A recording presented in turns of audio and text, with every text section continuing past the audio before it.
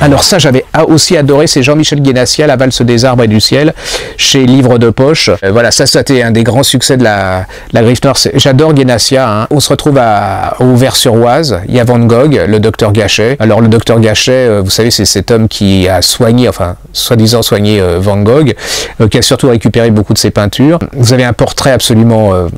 pas très sympathique du docteur Gachet, qui apparemment n'avait pas aussi de goût qu'on le disait, mais qui prenait même des croûtes et qui a, il a eu de la chance de rencontrer plein de gens aussi avec beaucoup de talent comme Van Gogh. Il nous raconte une histoire d'amour impossible entre la fille du docteur Gachet et puis Van Gogh, différence d'âge énorme. Vous avez une description aussi de la petite bourgeoisie normande de ce fin de 19e siècle. Vous avez un Van Gogh absolument qui est généreux, chaleureux, et c'est l'histoire d'amour impossible, puis c'est la découverte de l'impressionnisme, c'est ouvert les dernières années. C'est très très bien écrit, vous allez découvrir un autre visage de Van Gogh. Je pense qu'il a un peu, pour nous faire pénétrer dans l'univers de Van Gogh, il a un peu inventé cette histoire d'amour entre la fille du docteur Gachet, mais c'est vraiment une pure vraiment réussite, et ça se lit comme un polar, parce qu'il y a beaucoup de suspense, on ne sait pas comment ça va finir, enfin on ne sait pas.